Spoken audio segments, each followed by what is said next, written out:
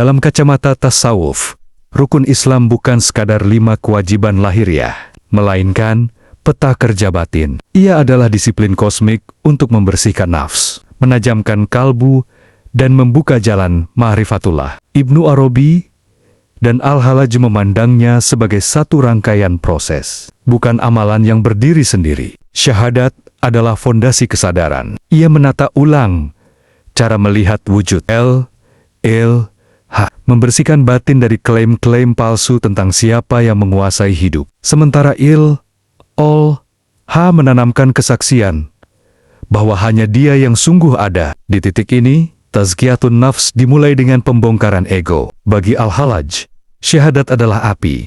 Jika ia benar-benar menyala di kalbu, selain dia akan hangus dengan sendirinya. Salat adalah miraj harian. Tubuh berdiri, rukuk, sujud, tetapi yang sesungguhnya bergerak adalah kesadaran. Ibnu Arabi melihat salat sebagai latihan hadir di hadapan Tuhan tanpa perantara. Setiap takbir adalah pemutusan dari dunia. Setiap sujud adalah pengakuan bahwa aku tidak punya ketinggian apapun. Dalam tadabur kalbu, salat membersihkan lapisan-lapisan nafs yang halus. Karena ia memaksa jiwa belajar diam di hadapan yang maha hidup. Zakat adalah penyucian keterikatan. Secara lahir ia membersihkan harta, secara batin ia membersihkan rasa memiliki. Dalam tasawuf, yang dizakati bukan hanya emas dan uang, tetapi juga cinta pada dunia. Ibnu Arabi menekankan bahwa memberi adalah pengakuan, diam-diam, bahwa segala sesuatu hanyalah titipan. Al-Halaj melangkah lebih jauh.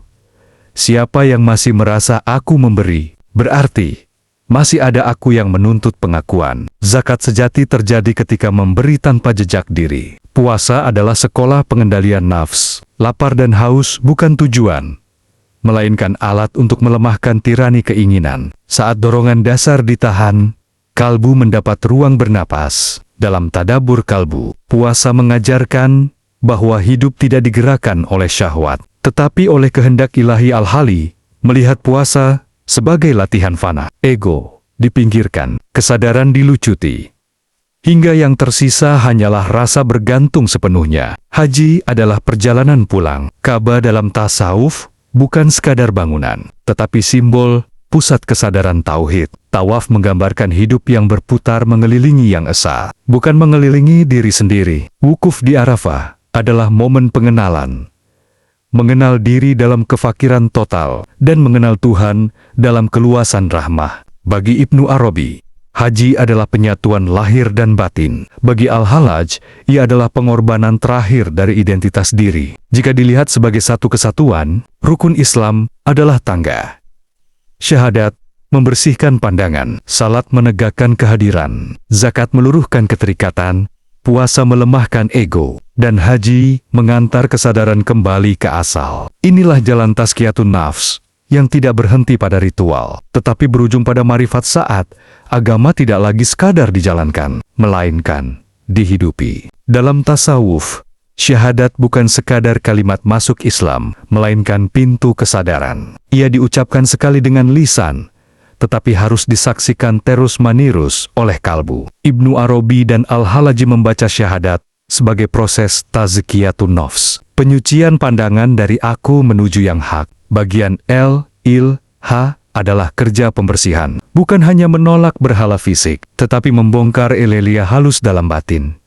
Ego, kehendak diri, rasa memiliki, bahkan kelekatan pada amal, dan makom. Dalam tadabur kalbu, ini fase nafi peniadaan. Ibnu Arabi melihatnya sebagai pengosongan ruang batin, agar tidak ditempati oleh wujud-wujud nisbi. Selama masih ada sesuatu yang dipercaya berdiri sendiri, disitulah hijab masih bekerja. Ketika nafi berjalan sungguh-sungguh, nafs mulai luruh. Yang ditanggalkan bukan tubuh, melainkan klaim otonomi diri. Al-Halaj menyebut tahap ini sebagai terbakar dalam pencarian. Api tauhid membakar selain yang esa. Rasa sakitnya nyata, karena yang terbakar adalah pusat keakuan. Lalu datang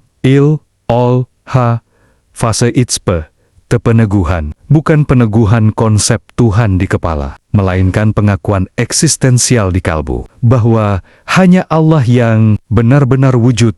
Dalam bahasa Ibnu Arabi, ini adalah kesaksian wahdat al-wujud. Bukan berarti makhluk adalah Tuhan, tetapi makhluk tidak memiliki wujud mandiri. Ia hadir karena dihadirkan. Pada titik ini, syahadat tidak lagi dibaca dari luar ke dalam, tetapi terasa muncul dari dalam keluar. Seolah bukan hamba yang bersaksi tentang Allah, melainkan Allah yang menyaksikan dirinya melalui kalbu hamba. Inilah rahasia syahadat sebagai bukan sekadar iker. Bagian kedua, Amaduras, adalah peneguhan adab. Setelah fana dalam tauhid, kalbu dikembalikan ke bentuk agar tidak tersesat dalam ekstase. Nabi Muhammad adalah cermin insan kamil, bentuk sempurna, tempat tajalli ilahi, berjalan dengan keseimbangan. Al-Halaj menegaskan, tanpa mengikuti Rasul, pengalaman batin bisa berubah menjadi kesesatan ego spiritual. Dalam Tazkiyatun Nafs, makna ini sangat halus. Muhammad Rasulullah berarti menerima bahwa jalan menuju Allah harus melalui akhlak, kasih, dan keterikatan pada sunnah, bukan hanya rasa dan pengalaman batin. Fana tanpa adab melahirkan kekacauan. Fana dengan itiba melahirkan kebijaksanaan. Maka hakikat syahadat adalah perjalanan terus-menerus, meniadakan selain Dia, meneguhkan hanya Dia, lalu hidup di dunia dengan adab Rasul. Di sanalah marifatullah tidak berhenti sebagai pengalaman puncak, tetapi menjelma menjadi nafas sehari-hari, hening, jujur, dan penuh rahmah. Dalam tasawuf, rukun iman bukan daftar kepercayaan mental, melainkan struktur kesadaran batin. Ia bukan apa yang diyakini, tetapi bagaimana kalbu diselaraskan agar mampu mengenali yang hak. Ibnu Arabi dan Al-Halaj membaca rukun iman sebagai tahapan tazkiyatun nafs, pembersihan, penyingkapan, lalu penyaksian. Iman kepada Allah adalah porosnya. Dalam tadabur kalbu, iman bukan menerima konsep Tuhan, melainkan menyadari bahwa tidak ada wujud yang berdiri sendiri. Ibnu Arabi menegaskan, Allah adalah wujud mutlak, sementara salenanya adalah wujud pinjaman. Ketika iman masih berupa ide, ia rapuh. Ketika ia menjadi kesadaran, ego mulai kehilangan pijakan. Al-Halaj mengalami tahap ini sebagai keterbakaran batin. Aku runtuh. Yang hadir, iman kepada malaikat, berbicara tentang tata kerja kesadaran ilahi. Malaikat dalam tasawuf bukan sekadar makhluk bersayap, tetapi prinsip ketaatan murni. Mereka melambangkan daya-daya ruhani yang bekerja tanpa ego dalam diri manusia. Iman kepada malaikat berarti membersihkan niat agar tindakan selaras dengan kehendak ilahi, bukan digerakkan oleh nafs. Saat kalbu jernih, kerja hidup menjadi malaikati, patuh tanpa tawar-menawar. Iman kepada kitab-kitab adalah pengakuan bahwa Tuhan berkomunikasi. Namun dalam tadabur kalbu, kitab tidak berhenti pada mushaf. Ibnu Arabi berbicara tentang dua kitab, yang tertulis dan yang terhampar. Alam, peristiwa, bahkan gejolak batin adalah ayat. Tazkiyatun nafs diperlukan agar kalbu mampu membaca. Kitab sejati terbuka ketika hati bersih dari prasangka dan kepentingan diri. Iman kepada para rasul adalah iman kepada bentuk sempurna penjelmaan akhlak ilahi. Rasul bukan hanya pembawa pesan, tetapi cermin insan kamil. Al-Halaj mengingatkan bahwa pengalaman ketuhanan tanpa mengikuti jejak Rasul akan mudah diseret ego spiritual. Dalam makna batin, iman kepada Rasul adalah kesediaan menundukkan ekstase kepada adab, cinta, dan tanggung jawab. Iman kepada hari akhir dalam tasawuf adalah kesadaran kefanaan. Setiap detik adalah kiamat kecil bagi ego. Ibnu Arabi memandang hari akhir bukan hanya peristiwa kosmik, tetapi realitas batin. Saat tirai disingkap dan tidak ada lagi tempat bersembunyi bagi kepalsuan diri. Mengingat akhir membuat nafs melemah dan kalbu menjadi jujur. Iman kepada qada dan qadar adalah puncak kepasrahan, bukan fatalisme, melainkan kelegaan batin karena menyadari bahwa kehendak pribadi hanyalah cabang dari kehendak maha luas. Al-Halaj hidup di makom ini, rida, bahkan ketika takdir terasa pahit. Dalam Tazkiyatun Nafs, iman ini meluruhkan protes batin dan menggantinya dengan kepercayaan yang tenang. Jika dirangkum, rukun iman adalah arsitektur batin, mengenal wujud, menyelaraskan daya, membaca tanda, meneladani bentuk sempurna, menyadari kefanaan, dan berserah pada ketentuan. Di titik ini, iman tidak lagi disimpan di kepala, tetapi berdenyut di kalbu. Marifatullah pun bukan klaim, melainkan keadaan hidup yang hening, sadar, dan penuh rahmah. Dalam tasawuf, rukun iman bukan daftar kepercayaan mental, melainkan struktur kesadaran batin. Ia bukan apa yang diyakini, tetapi bagaimana kalbu diselaraskan, agar mampu mengenali yang hak. Ibnu Arabi dan Al-Halaj membaca rukun iman sebagai tahapan Tazkiyatun Nafs, pembersihan, penyingkapan, lalu penyaksian. Iman kepada Allah adalah porosnya. Dalam tadabur kalbu, iman bukan menerima konsep Tuhan, melainkan menyadari bahwa tidak ada wujud yang berdiri sendiri. Ibnu Arabi menegaskan, Allah adalah wujud mutlak, sementara selainnya adalah wujud pinjaman. Ketika iman masih berupa ide, ia rapuh. Ketika ia menjadi kesadaran, ego mulai kehilangan pijakan. Al-Halaj mengalami tahap ini sebagai keterbakaran batin. Aku runtuh. Yang hak hadir. Iman kepada malaikat berbicara tentang tata kerja kesadaran ilahi.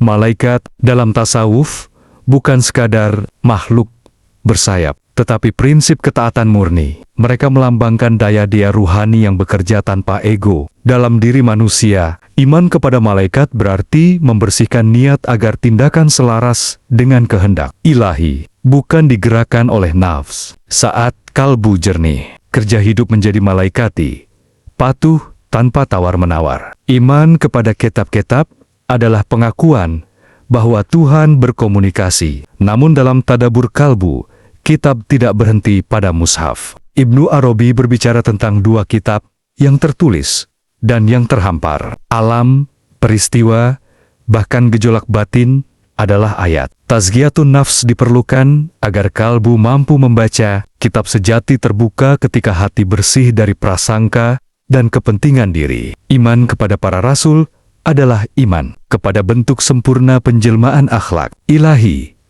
Rasul bukan hanya pembawa pesan, tetapi cermin insan kamil. Al-Halaj mengingatkan bahwa pengalaman ketuhanan tanpa mengikuti jejak Rasul akan mudah diseret ego spiritual. Dalam makna batin, iman kepada Rasul adalah kesediaan menundukkan ekstase kepada adab, cinta, dan tanggung jawab. Iman kepada hari akhir dalam tasawuf adalah kesadaran kefanaan. Setiap detik adalah kiamat kecil bagi ego. Ibnu Arabi memandang hari akhir bukan hanya peristiwa kosmik, tetapi realitas batin. Saat tirai disingkap dan tidak ada lagi tempat bersembunyi bagi kepalsuan diri. Mengingat akhir membuat nafs melemah dan kalbu menjadi jujur. Iman kepada qada dan qadar adalah puncak kepasrahan, bukan fatalisme, melainkan kelegaan batin karena menyadari bahwa kehendak pribadi hanyalah cabang dari kehendak maha luas. Al-Halaj hidup di makom ini, rida, bahkan ketika takdir terasa pahit. Dalam Tazkiyatun Nafs, iman ini meluruhkan protes batin dan menggantinya dengan kepercayaan yang tenang. Jika dirangkum, rukun iman adalah arsitektur batin, mengenal wujud, menyelaraskan daya, membaca tanda, meneladani bentuk sempurna, menyadari kefanaan, dan berserah pada ketentuan. Di titik ini, iman tidak lagi disimpan di kepala, tetapi berdenyut di kalbu. Marifatullah pun bukan klaim, melainkan keadaan hidup yang hening, sadar, dan penuh rahmah. Dalam tasawuf, iman kepada Allah bukan sekadar menerima bahwa Tuhan itu ada. Ia adalah perubahan cara mengada. Ibnu Arabi dan Al-Halaj memahaminya sebagai pergeseran pusat kesadaran. Dari merasa aku ada menuju menyadari hanya Dia yang sungguh ada. Pada tahap awal, iman masih berada di akal. Tuhan dipahami sebagai konsep tertinggi, maha kuasa, maha jauh. Ini iman yang sah secara syariat. tetapi dalam tadabur kalbu, ia masih berjarak. Tazkiyatun nafs dimulai justru ketika kalbu gelisah.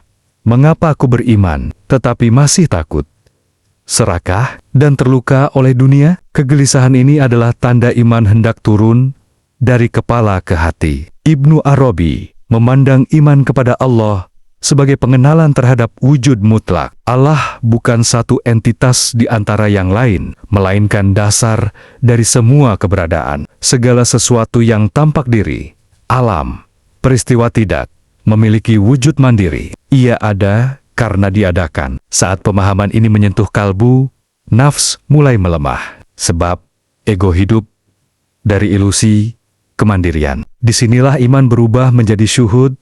Penyaksian bukan berarti melihat Tuhan dengan mata, tetapi menyadari kehadirannya dalam setiap gerak hidup. Nafas masuk dan keluar, kegembiraan dan luka, keberhasilan dan kehilangan semuanya dibaca sebagai tajalli, penampakan kehendak ilahi.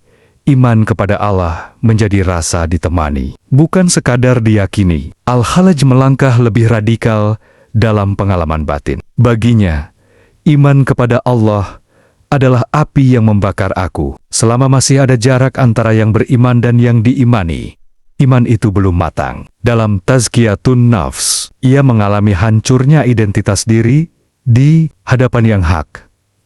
Bukan berarti manusia menjadi Tuhan, tetapi kesadaran tentang diri sebagai pusat lenyap. Yang tersisa hanyalah kehendak dan kehadirannya. Namun tasawuf tidak berhenti pada fana. Iman kepada Allah yang sejati justru melahirkan baka, kembali hidup dengan kesadaran baru. Hamba tetap hamba, tetapi hidupnya jernih dari klaim. Ia berbuat tanpa merasa pemilik perbuatan, mencintai tanpa menuntut balasan, menerima tanpa keluhan batin. Disinilah iman menjelma akhlak. Dalam tadabur kalbu, iman kepada Allah adalah proses umur hidup, membersihkan gambaran-gambaran palsu tentang Tuhan, meluruhkan ego yang ingin menguasai makna, hingga kalbu menjadi cermin yang bening. Ketika itu terjadi, iman tidak lagi diucapkan sebagai kalimat, tetapi berdenyut sebagai keadaan hening, sadar, dan berserah. Disitulah ma'rifatullah bermula, bukan sebagai puncak pengalaman, melainkan sebagai cara hidup.